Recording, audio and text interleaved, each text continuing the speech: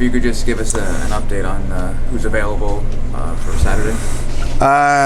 Can't really comment on all of that right now because we'll wait till Thursday before all the doctor sees everybody and the medical team has a chance to fully assess the guys. Everyone's moving in the right direction from last week, so we haven't really had any major setbacks, but it's a little bit early to comment. Is there anything you could give us on Luis? Because obviously we know he's been out, but is it more of a like week to week, or is it longer term? He was in partial training yesterday and today. Hopefully he'd be available for selection, but again, we don't know because the doc's got to see him. We got to do more scans and make sure that everything's all right. How much of that improved second half against Vegas do you attribute to just increased effort versus maybe the subs or formation change? Good question. I think the biggest thing was at halftime, I was pretty hard on them about their effort, and I told them that we have to play with pride and that we need to be together and we have to go. We cannot sit back and with this mentality that we're just going to let things happen to us, and we've got to come out and with everything that we have. You get backed into a corner, and sometimes those are the most dangerous teams, the teams that they have nothing to lose at that point. And I thought their response was fantastic. It showed a lot of pride. I thought Marcus was probably his best 45 minutes of the season. That Santi scoring a goal was great. Greg coming from a deeper lying position was interesting. It was kind of out of necessity. And then, of course, Aiden and Kev being next to each other, I thought was a little bit more stable. So I don't think it was necessarily the formation change as much as it was they showed that there's still a lot of pride in that locker room, and we know that we're capable of getting wins and putting them together. We just have to have a complete match. Do you think Santi getting his first goal of the year will kind of kickstart him to be the guy we've seen him be the last few years? Yeah, that's what I told him right after the game. I gave him a hug, and he was sad. He was upset, and I said, don't worry. I said, they're going to come in bunches, and we know that about you, and you're going to get more opportunities. You're going to keep going. Again, it was important for Marcus to be dangerous because I think now teams are going to have to start be worrying about us on both sides of the field. So everybody works together and everybody works in unison, and it's not just about one player being successful. This league is too good for that. So, but yeah, hopefully he keeps going and keeps getting goals as well as all of them, really. Obviously, you brought in some reinforcement last week. What is it that you see in Manny? Very, very pacey. The hard part for him is just hasn't had a lot of games. Extremely explosive, good with both feet. Can beat people in 1v1 situations. He's going to give us another winger that I think can really be dynamic and change the game. So if for some reason, if Marcus and Santi, if one of them gets a little bit fatigued, we now have a player coming off the bench that's extremely explosive. Not that Calistri isn't or other guys aren't, but this guy's a specialist in taking people on. Has his ITC cleared yet? No, but I think it's 7 business days after you request from the Federation, so that should be Thursday, but we're waiting to hear from some attorneys. Obviously, we just spoke to Bobby. Has Bobby or ownership assured you that you will be the manager for the rest of the season? Listen, all I can do is work hard, come here every day, give them, everything that I have to the team and to the club, the players. We're all in it together. And as I said before, I don't really have any say in those decisions. I don't want to speculate about it. I don't even want to think about it because it's just negativity, and we don't need negativity right now. We need to be positive. The players need to be positive. We got to stick together, and as I've said in the past, these are the times where you find out who you trust and who trusts you, and hopefully become a better man for it. Speaking on that, what do you think are the positives that you bring to the team in terms of a manager sense? I mean, listen, I love what I do.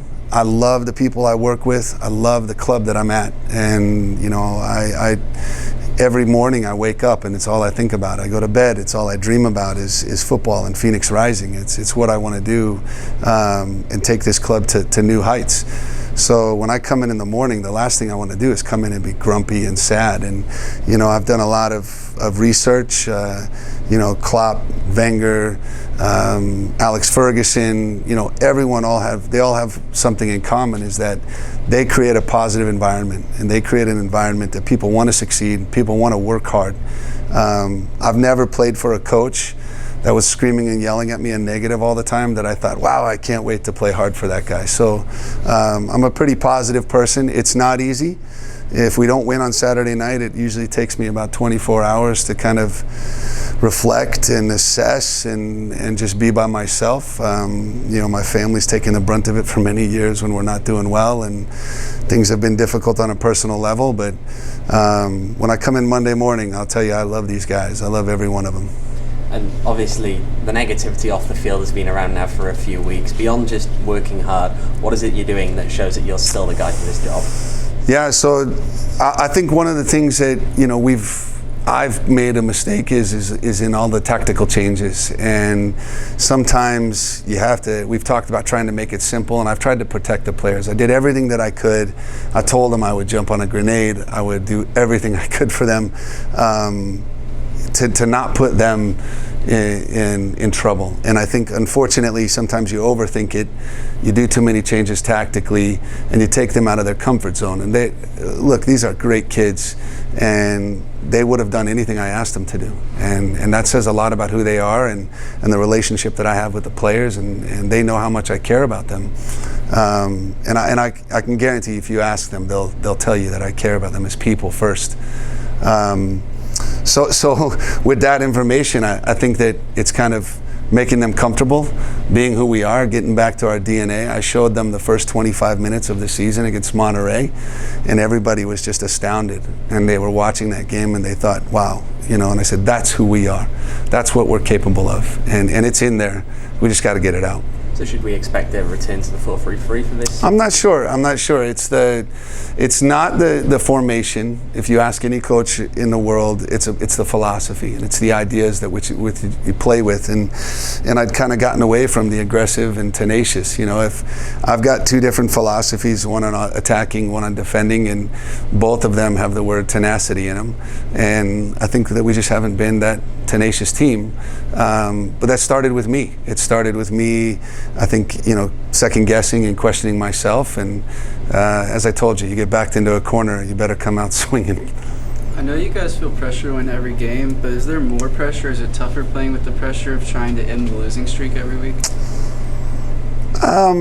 When you talk about it, yeah, I'm sure it gets created that way. But really, the only thing that we are concerned about is one game at a time, and really one day at a time. You know, we've had two really good trainings yesterday and today, pushing the guys, very intense, very tenacious, and, you know, short and sharp, and trying to get the maximized effort that we can while we're training outside.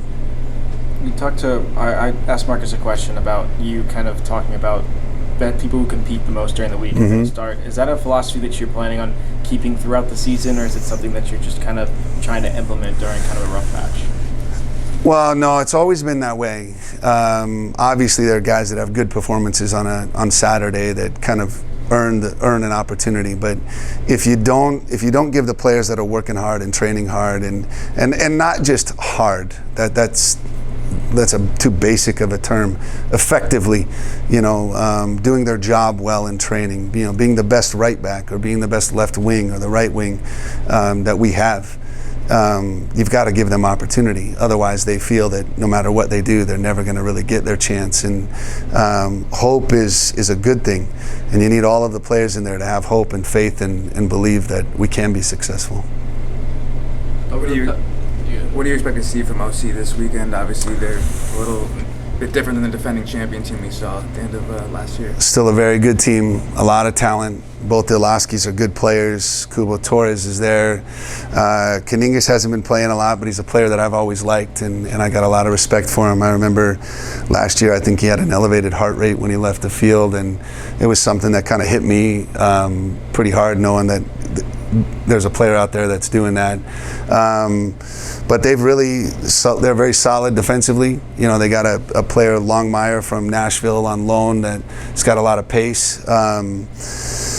and their goalkeeper is very good, and Chaplow I'm sure he pushes them. He's very motivated, a lot of energy as a manager, and it's going to be a difficult game. And listen, I was very fortunate to speak to a good friend of mine this week. He's a head coach in the MLS, and he said, you hold your head up, stick your chest out, and you shake their hand, win or lose, and at the end of the game you remember that the last 4 years you've been kind of beating up on these teams, and I'm sure everybody wants their shot at you right now, but it won't be like this forever. And when he told me that, kind of gives me chills just thinking about it, that we still need to be proud. We are Phoenix Rising. We represent something great here, and we just got to get after it, and we know OC is going to be a great challenge. Over the past few games, you guys have had spells where you play really well, but just hasn't been consistent through the 90 minutes. What would your explanation be for that? Why do you think that? Well, like I said, some of the games, I'm definitely responsible for the tactical changes, and then ultimately I think it comes down to, this, oh no, not again, if we have a mistake. So rather than overcoming our mistakes and picking each other up, and I think part of that has to do with a lot of the negativity around the outside. They're human beings, and so am I. So again, we have to stay positive, we have to stay together, and we've got to do what we do, and like to get 90 minutes, a consistent 90 minutes out of the group would be a good start. Going back to OC from last year, I don't know if you guys have talked about it or you just thought about it personally, but OC was not the best team in the middle of the season last year, and obviously went on to lift the cup. Does that give you guys confidence that you could do the same thing? Well, I guess it's, I've complained about playoffs for a long time, and that they didn't reward the best team. But at this point, maybe I have to say I'm thankful for the American system, because we've dug a bit of a hole. But again, we have to change our goals right now, and we have to start looking at things in reality and stop looking through, rose-colored glasses and thinking that everything's fantastic, because it's not. But you're right. We just got to get in. You get in, and then it's what do they say? Survive and advance. There's an opportunity there. So right now we need to get ourselves back up above the playoff line, and then we'll see what happens after that. But if you look at the West, I think we got a couple games in hand on a few teams ahead of us. So 6 points makes a huge difference.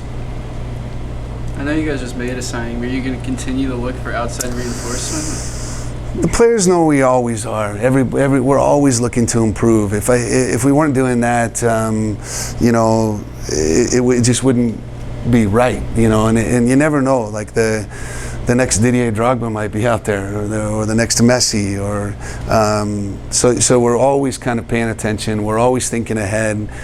Bobby and I do a pretty good job of communicating on a regular basis, but we're not just going to bring players in just for the sake of bringing players in. We got to make sure that we get it right, and I think that it would be really important to the team if we added a piece or two that was going to really change things. But again, if it doesn't happen, it doesn't happen. We can't rely on that. Do you have any update on Arturo and Musa and how they're progressing? Musa's getting more fit. I think he's a bit frustrated just because he hits about 70, 75 now. He was 60 minutes fit, I think, last week, and a little bit fat. He's coming along. Arturo, we had some good news. His last scan showed a good amount of healing, and he's starting to have to be weight bearing. But once he's fully good to go, it's still going to take a few weeks for him to get fit. It was really interesting watching that Monterey Bay game and watching him in that first 25 minutes, and you realize how much we're missing a player of that quality, and I can't wait for him to be fully fit and get back with us.